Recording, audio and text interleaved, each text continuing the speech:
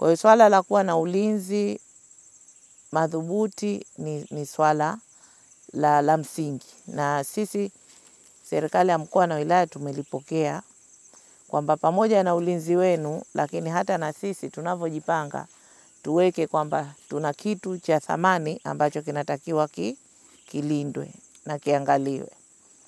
Kwa sababu kwenda pahala sasa hivi ukakuta koko zimeenea hivyo si swala jepesi sana.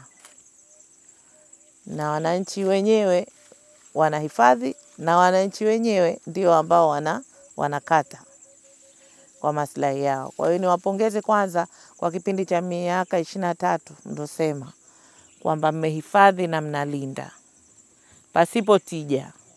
Yani huu ni uzalendo mkubwa sana mlioonyesha, na lazima tuwashukuru na tuwapongeze. Lakini mmeona kuna fursa ambazo mtaendelea kuhifadhi, lakini na nyinyi sasa mtapata faida.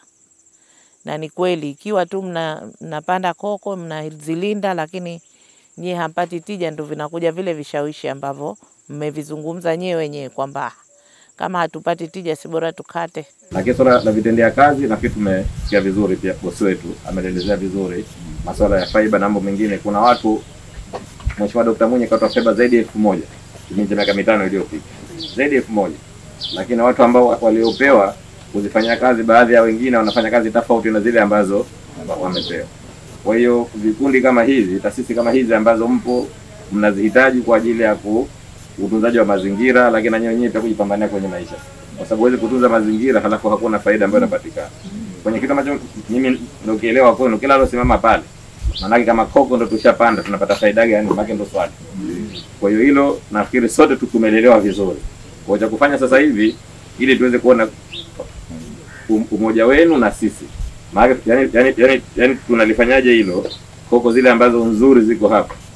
Ninyi ambao mmehangaika kwa kipindi cha zaidi ya miaka 20 mnanufaika na kile ambacho mmepata. Kwa hiyo tuendelee kuziboresha, tuendelee kuzisimamia mahitaji yenu yale ambayo yote tumeandika, tumeyapokea, tutakaa pamoja kwa yale kutatuliwa haraka, lakini vile vingine vya kufuata taratibu, mipango, michakato ya serikali nayo tutaiandikia ili kile kitu kimoja kiweze kwenda sawa.